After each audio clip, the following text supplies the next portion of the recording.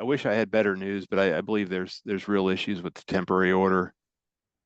So the two well the two big issues that I believe the court can address today, and there's one I don't know that the court is going to be willing to address today. The one I don't know that the court will address today is that I recently learned of safety issues, and so we'll request at least non-disclosure in the interim until we can get it pled for and get Mr. Johnson served. And I'll have Miss Scales testify to some of her concerns. Some of the safety concerns also potentially impact the child. So I could see the court appointing an ad litem in this case if it goes that way. The other two big problems, Ms. Scales will testify that Mr. Johnson receives SSI. And I even asked her, is she sure that it's not SSDI? And she said, yeah, she understands the difference and it's SSI and he's been receiving it since childhood. Yeah. And then the other issue is that Mr. Johnson has been incarcerated in McLennan County Jail since July the 12th. I don't have 90 days, but he's got a $150,000 bond. He's facing a violent felony charge, so I don't think he's getting out anytime soon. I don't think that's too big of a stretch, but those are the issues that I believe are before the court, and so I imagine I'd love a final order, but I don't think I'm going to be able to give the court the information needed to get there today. All right, then. Well, let's get some testimony from Mom and find out what she understands his disability to be, because obviously I can't order to pay child support on the SSI, but and I've got State's Exhibit number 1 showing the arrest information, and based on that alone, the court would I'll see whether or not y'all requested me to suspend any, and I'll have to have a chance to look at the temporary order, whether or not Dad has any rights, but suspend those until further order until we get a resolution of this McLennan County matters. So at this time, I'll go ahead and allow you to call Mom as a witness, and we'll figure out what we're going to do on this one. So it's this time, Miss Scales, are you there, ma'am? Yes, sir, I'm here. All right, please raise your right hand, ma'am. Do you solemnly swear or affirm the testimony you're going to give here today is the truth, the whole truth, and nothing but the truth? So help you, ma'am? Yes, sir. All right, thank you very much. I'm going to let the state call as a witness, and we'll see what we're going to get done on this one. But obviously, when I get a piece of paper that says someone's in jail for aggravated assault, aggravated assault, it kind of slows things down in my court of law. So, but we'll see. Anyway, Ms. Scales is under oath. Mr. Diamond, you're going to go ahead and call your first witness. Thank you. Thank you, Your Honor. Ms. Scales, will you state your full name again, please? Ashley Kane Scales. Okay, so let's talk about Mr. Johnson. We're going to be doing that a lot, I think. Where is he currently? Incarcerated. Okay, and Your Honor, I'd offer what's been marked as States 1. All right, ma'am. This is States 1. This is the printout of the McLennan County information showing jail persons in jail that include the person by the same name, full name as the person before this court, Stephen Ray Johnson. Is there any objection to this information coming before the court, ma'am? No. What's the information on there? I'm sorry? Your Honor, what's the information on there? And I apologize, Your Honor. Exhibit number 1, and the state will explain to you what that information is. You may proceed, Mr. Diamond. Thank you. I've not shown her a copy of this printout, Your Honor. I could do that now if the court would like. All right. Well, ma'am, like I said, State's Exhibit number 1 is entitled the MSO Automatic Record System of Inmates List from 8/13/24, and it shows that one Johnson Stephen Ray is currently incarcerated as of the 12th day of July with a $150,000 surety bond, and he's in jail for aggravated assault. And I'm not sure what CTI and SOB are, but the aggravated assault I got. So that's what it says, ma'am, in the court. While that's not a conviction, the fact he's still, if this is the 13th and he's still sitting over there, tells the court, and has a $150,000 bond, this is considered very, very serious. So the state may proceed. Thank you. Thank you, Your Honor. Did you want to see that printout, Ms. Scales? No, sir. Okay. Is that your, is that the father of your child that we're talking about? Yes. Okay. The crime that he's accused of, was that against you or the child you have, Mr. Johnson? He's not here, and no, that's not against me or my child. Okay. The reason I ask is because it potentially could impact what happens here. Yes, sir. No, it's not nothing to do with us. Okay, so we'll talk a little more about criminal history here in a minute, Mr. Johnson, but I told the court a minute ago that he receives SSI. Is that your understanding? Yes, sir. Okay, and do you know how long he's received SSI for? Since the child, probably a young little child. All right, so most of his life? Yes, sir. Okay.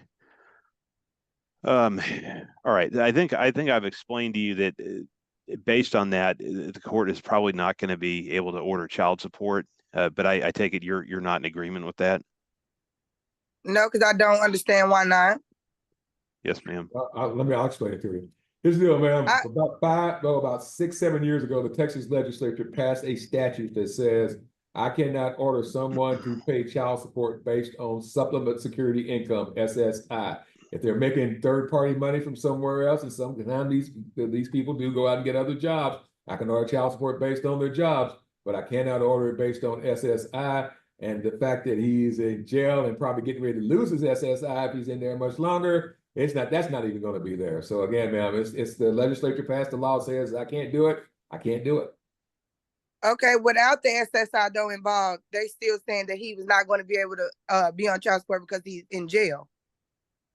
And unless you can show he actually can make he's actually working somewhere, the fact that he's on SSI is prima facie that he is not eligible.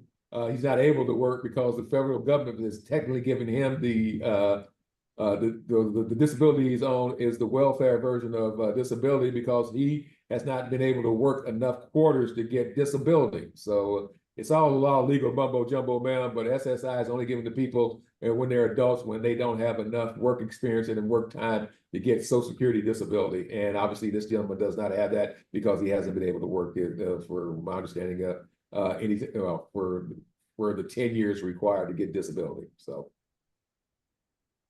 that's what I'm still not understanding. Like, what does that have to do with him still doing stuff for my baby? Like, I'm so confused. Like, I've been confused since this morning I came to this call because it's like every excuse in the world for this man not to do nothing. That's all I'm hearing is every excuse for him not to do nothing. Like, okay, I'm not understanding. Ma'am, I can only make it that simple. State legislature says it's against the law for me to order Social Security based on SSI. If you got something else, yeah, you can show what that is. I'll order child support against it, but I cannot order him to pay child support based on him getting SSI. Period. Okay. Okay. No way around it. Sorry. Okay. All right. Now you may proceed at this time, Mr. Diamond. Thank you, Your Honor. So, Ms. Scales, let's talk about some of the safety concerns for you and the child. So first of all, would you feel safer if Mr. Johnson did not know where you live? Yep. Okay. So let's talk about you first, and then we'll talk about the child. Has he ever been physically violent with you? Yes, he has before twice. Okay. What did he do those 2 times? The first time my baby was about 4 days old, he ran out in the car with my baby. He pushed me and had a gun. I called the law. Well, let him go. We got it. Let's go point by point. So this was this was in 2019, is that right? It was 2020. All right, 2020. And how old was your child at this time? Like 3 days. We just came home like 3 days from the hospital. Okay. And did you have to ask Mr. Johnson to leave? Yes, sir. What was he doing that you had to ask him to leave? He was mad prior to, I don't know if it was about a text message or something, but he was mad and I wanted him to leave my residence, which I paid. And then again, here come the law. They telling me he could not leave because he was at my house 2 days. So it looked like they said he lived there. I'm sorry, ma'am. That's a bunch of, well, okay. That's you why can go no, I know, I know that's what they told you, but they had not gone to law school. That was totally incorrect. Okay, I'm sorry about that, ma'am. Keep going. That was they gave you bad information, ma'am. Sorry. Yeah, that's what I was saying. Yeah, and they let him go when I was telling him like he don't stay here, and they was like they could not physically remove him out of my home. But Miss Scales, I mean we can talk about the police being long in the raw. Let's focus on your safety here. So what did he do? He gets angry about something, text message or something, and then he starts shoving you. Is that it? Yeah, he pushed me and put his finger in my face, and I was telling him to leave. So he got my baby out the crib and ran outside like I had to chase him outside to get my baby back. All right, and then I called the law. Okay, so again, we're trying to keep it in order. So this was 2 or 3 days after you gave birth to y'all's child. Yes, and sir. He's shoving you around. Mm-hmm. Okay, and then he grabs your child, and what was the weather like when he grabbed your child? Cold. My baby was born October 27th. Okay, It was raining was it too, so and then I had stairs in my house. He ran down my stairs and ran outside my baby. all right? Was the child properly clothed when he's making a break for it?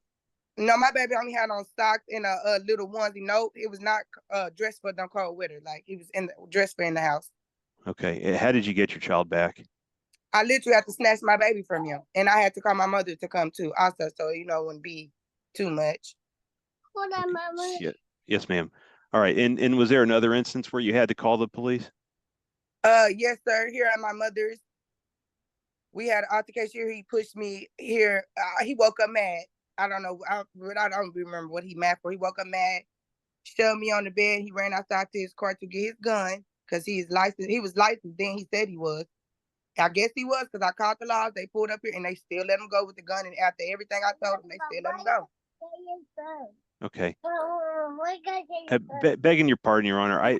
I'm sorry to do this, but I would ask that the child maybe be put in another room before we proceed any further. Oh. Close the door. Close the door, Daddy. Okay. All right, thank you. You're welcome. I don't want the child to hear this, Miss Scales, even if it's true. At that age. So, all right, is this it fair to say Mr. Johnson has some kind of physical or mental health issue? Yes, sir. Is that part of what sets off these episodes that he has? Yeah, I'm thinking so. It gotta be.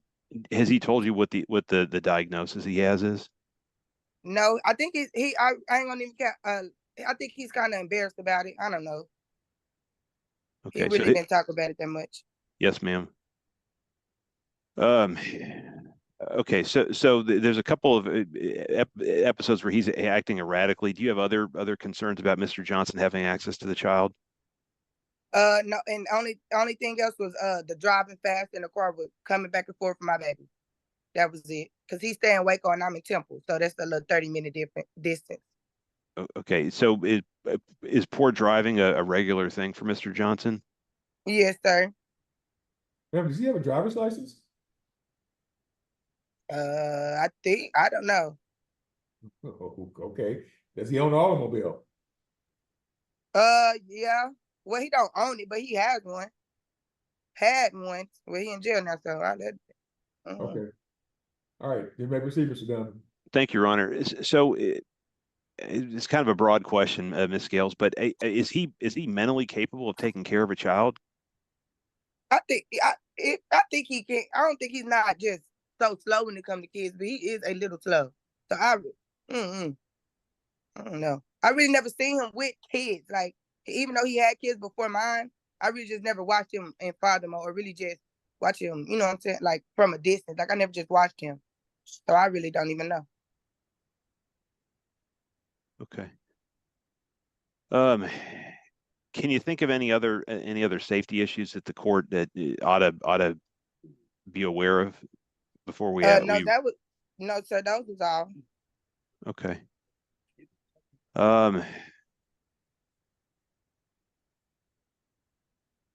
I'll pass the witness, Your Honor. Well, we're kind of in between a rock and a hard place on this one, ma'am. He's in jail, and I can't order somebody in. But he hadn't been in jail 90 days. After he's been in jail 90 days, I couldn't order child support anyway. So that's he got about another 60 on that. But again, right now only on SSI, I can't order him to pay child support based on that. So I've got to order for at this point 0 child support. But I'm looking at making this only a temporary order because I don't know. He hasn't been convicted yet, and I'm not sure he's going to take a plea deal. He's not. He's going to have a TDJC. He's going to have out on probation. And right now, I'm just looking at based on the fact that he is in jail and what he's in jail for. I find that it's prima facie evidence enough for me to name you temporary sole managed conservatorship, name him a possessory conservator without any rights to the child until further order of the court, until we figure out what the heck is happening up there in McLennan County. And for me to go ahead and appoint the child a lawyer to make sure that the lawyer keeps track on what's going on with this gentleman. But for right now, I don't even want the lawyer going up to see him based on the fact that he's sitting in jail. I'll let the lawyer let him know that the child has an attorney and that he can contact the attorney once he gets out of jail But for right now, you know, I don't want to get bogged down in somebody in jail asking me for a lot of stuff that's just totally not, I can't do because he's currently incarcerated in a state facility. So it is what it is. And believe me, I've had these guys ask me for order jail visits and all kinds of things. And I'm not going to do it. So at this time, ma'am, that's what I'm looking at doing, Mr. Diamond. Let's go ahead and appoint, this is a new case. So I'll go ahead and appoint Ms. Lambert as the ad litem. I had to take her off the case because it turned out last week, because it turns out she was the attorney on the case before that. So I'm gonna appoint Ms. Chanel Lambert as the lawyer for the child, just to keep track of what him in jail and what he's looking at doing. And if he gets out, then she'll make recommendations on how she wants to do visitation and everything else going forward. And find out whether or not this gentleman has ever held a job for a substantial amount of time. That's the other problem, ma'am. I've had thousands of people in this court over the last 20 years on SSI, and maybe 10 of them work at a job consistently over that time frame. They get jobs, they lose them, they get jobs, they lose them, they just don't work consistently because of their whatever their disability is. And I've had about 10 actually work at a job 20, 25, 30 hours a week, and I base their child support on that. But they've been doing it for years. But I don't want to get your hopes up on that because you said he hasn't talked to you very much about what his disability is. Hopefully Ms. Lambert can find that out and verify that and gets us information. But if he doesn't want to tell us and he doesn't want to cooperate, then under our federal law, HIPAA, I cannot make him say anything about his medical circumstances. Law keeps popping up on this one, ma'am. But so at this time, ma'am, again, sole MC, no rights, obviously no child support. Baby has a lawyer, and I'll ask Mr. Diamond to set this out at least 60 days to see whether or not he's still in jail, and Mr. Lambert can report on that and maybe what he's going to be looking at. Ma'am, to the best of your knowledge, does he have any other criminal convictions? Because sound like somebody that does with things that he's done to you in the past. It doesn't sound too promising that he might not have criminal convictions already out there. Do you know? Seeming like right now, any of that really doesn't matter. Me saying anything, he's not. You can't make him do anything, and y'all not either. So it's like there was no reason for me to really even sit for this really long. It's really, I don't know. Ma'am, here's the deal, Ms. Scales. Yeah, I understand you've been here and you're frustrated, but you know it doesn't do any good to get angry. This is the man you had a child with. I can't change that. So my question was, do you know whether or not he has any other criminal conviction? If you don't know, no. Okay. All right, I'll have Ms. Lambert do a background check on him, and we'll figure out what's going on. But at this time, ma'am, that's the order I'm gonna make for the court, because for this child, because that's the only thing I can do until we find out what happens to him up in Waco with that criminal charge. Is there any, Mr. Diamond? Is there anything else? Several things, Your Honor, please. So the first is if I could inquire of Ms. Scales for permission to share information with Ms. Lambert. All right, the state needs to know it's okay to give the child's lawyer your information, ma'am, your email and your phone number. Thank you. The second, Your Honor, October the 17th, Ms. Lambert is on the docket. We have plenty of spaces. May we have that date for a reset? Yes, you may. And then if the court would ask Ms. Scales to stick around, and I'll try to get this order drafted quickly.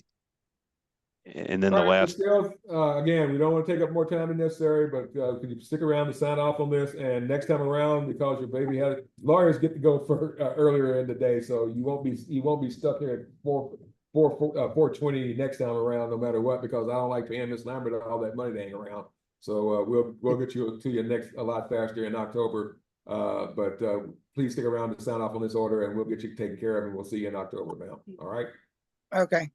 All right. Thank you, ma'am. All right, and again, her name is Chanel Lambert. She'll be in contact. If you don't hear from her in the next 10 days, you contact her, and her information will also be in the order that you sign off on today, ma'am. Thank you, and my apologies for having to make you hang around all day today. But again, I don't, the circumstances are the circumstances.